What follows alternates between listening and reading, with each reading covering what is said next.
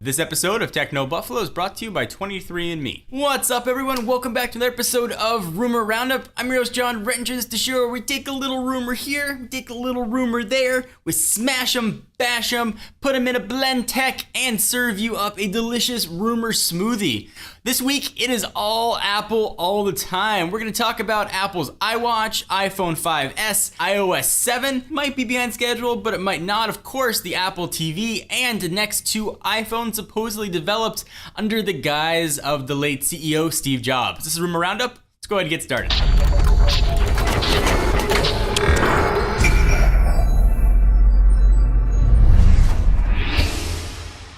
Several reports have already suggested that Apple's iPhone 5S will launch the fingerprint scanner under the home button. So it's kind of a cool technology, certainly better than having to type in a password or having to put your face in the right spot to unlock it.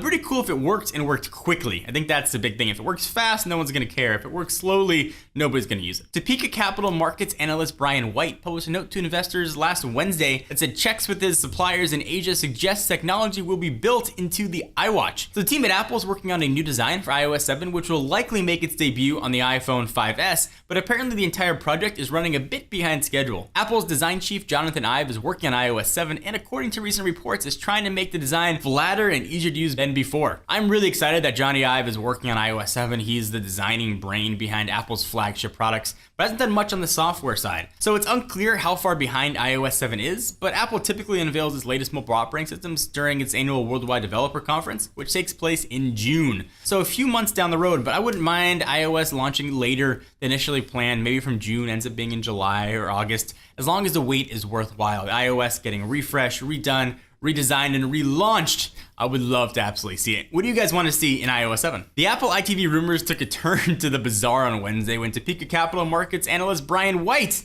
our old friend, published a note to investors suggesting that the iTV will launch with what he called an iRing that allow consumers to control their television sets with a single finger. So here's what doesn't make much sense about this though. Devices like Microsoft's Kinect already provide plenty of motion controls without the need for a ring or any other accessory that can easily be lost. Second, Apple's Siri voice engine provides more than enough control without the need for consumers to make gestures in the first place. White went on to say that he believes Apple will launch a 9.7-inch mini TV. And this is super likely just a piece of hardware for the iPad, but White is convinced it'll serve as a secondary display to the iTV. And according to him, essentially we believe the mini TV screens will be able to capture content from the 60-inch iTV across a distance of up to 200 meters, allowing a user to view iTV content in the kitchen, washroom, garage, bedroom, backyard, etc. The next two iPhones were supposedly developed under the auspices of the late CEO Steve Jobs. So while meeting with Apple to try and find a solution for the growing incidents of iPhone theft, the company allegedly revealed information to the San Francisco District Attorney, George Gascon, saying that the next two handsets precede Tim Cook. Gascon proposed a possible kill switch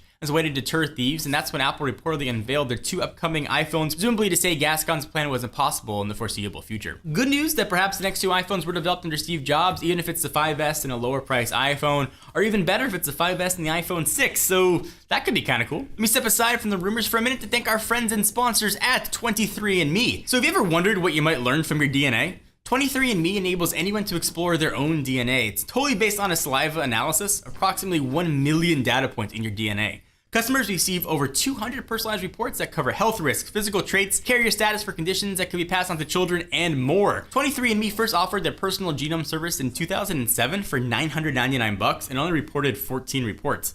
But now, because technology gets better, you can get over 200 reports all for $99. Technology moves super fast. So the whole process can sound kind of complex, but they made it pretty easy. First, all you do is buy a DNA kit online, then you mail in your saliva sample. Postage is all included.